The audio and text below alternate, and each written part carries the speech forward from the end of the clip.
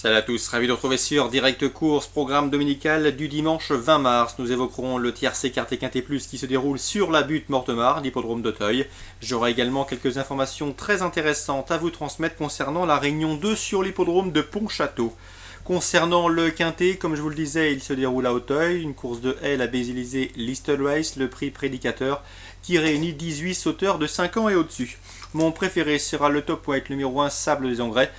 Philippe Chemin fait du très bon travail avec lui. Le cheval est aussi performant en steeple comme en haie. Certes, il peut paraître chargé avec ses 72 kg, mais sa course de rentrée est bonne. Il affiche une bonne forme à l'exercice. Et d'après Philippe Chemin, il a parfaitement les moyens de jouer un premier rôle.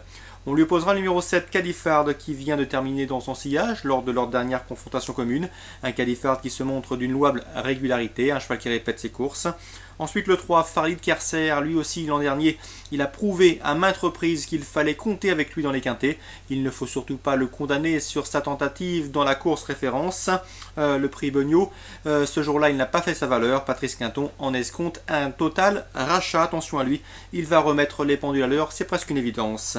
Ensuite le numéro 5, Royalty, et le numéro 11, à savoir Orcaline, présenté par le redoutable Laurent Viel. Ces deux chevaux sont difficilement dissociables au papier, puisqu'ils viennent respectivement de se classer deuxième et premier le 27 février sur l'hippodrome d'Angers. Sachez que Royalty, le numéro 5, dispute son premier handicap. Il faut savoir maintenant s'il est pris à son juste poids, mais faisons confiance à Philippe Pelletier pour le présenter à bon escient. Le 11, Orcaline, elle est en pleine forme comme tous ses compagnons d'entraînement. Le 13, Bleu et Rose, vient de terminer dans le sillage des deux derniers nommés. Il devrait pouvoir confirmer. C'est un cheval qui a fini vite dans cette course référence, une course sur laquelle il a assurément monté en condition. Ensuite, je retiendrai le 12, Dragon Mask, peut-être plus confirmé sur le steeplechase, mais c'est un cheval d'une louable constance dans l'effort, et l'écurie de Jean-Paul Guillorini est actuellement en pleine forme. Et le numéro 9, Oxo des Prés, c'est un bon cheval. Son entraîneur Jean-Luc Chasserio s'efforce de lui donner un bon programme sans lui faire mal. Le cheval respecté, un cheval préservé, raison pour laquelle il est encore toujours aussi vaillant à l'âge de 9 ans. Résumé chiffré pour ce quintet: As, 7, 3, 5, 11, 13, 18 et 9.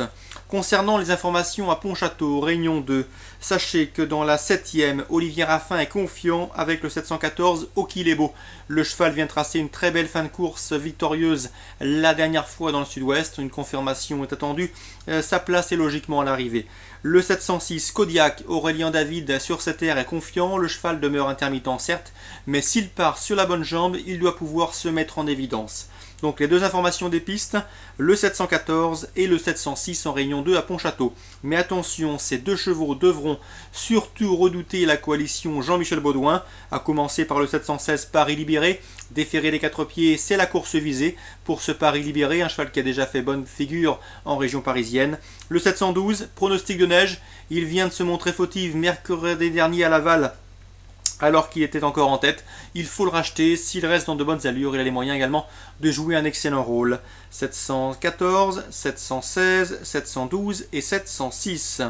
Dans la 8e, très belle information en provenance de Jean-Luc Bulto qui présente le 810 Rivaldi Ludois. Il est très confiant, le cheval vient de se classer deuxième pour sa rentrée, un cheval qui a volontairement été mis de côté cet hiver afin de le préserver pour le printemps. C'est un cheval irréprochable sous la selle, capable de faire 700 mètres sans personne. Il est bien engagé en premier échelon. Anne Barthélémy le connaît parfaitement bien. Bref, tous les feux sont au vert. La victoire est même envisagée et envisageable. Le 810 Rivaldi Ludois. Pour se couvrir en jeu couplé, on rajoute le 7, à savoir Rock Jasmin, présenté par Roberto Donati, monté Barbara Mott. Et le 815, Khadija. Ce n'est pas un modèle de sagesse, elle est régulièrement fautive, mais elle possède une belle vitesse de base. Confié à Eric Raffin, il convient de s'en méfier. 810, 807, 815. Et je termine par une information dans la 9e et dernière, elle concerne le 913, à savoir Kidza des Forges. Une jument qui est désormais revenue au mieux. Elle a été longtemps arrêtée car elle a eu des problèmes de tendons aux antérieurs. Son entraîneur Ferdinand Levavasseur m'a assuré que sa jument était désormais proche de son meilleur niveau. D'ailleurs, sa récente tentative à Laval en atteste. Ici, Elle semble affronter des adversaires largement dans ses cordes et elle est en retard de gain. Bref, vous l'aurez compris, on envisage de disputer la victoire. Le 913 Kizza des Forges. Belle information fournie par Ferdinand Levavasseur. Concernant le 810 Rivaldi Le Doigt, a priori, c'est un bon pari également à tenter pour ce programme dominical du 20 mars. Très bon jeu à tous, bon week-end et à très bientôt sur Direct Course.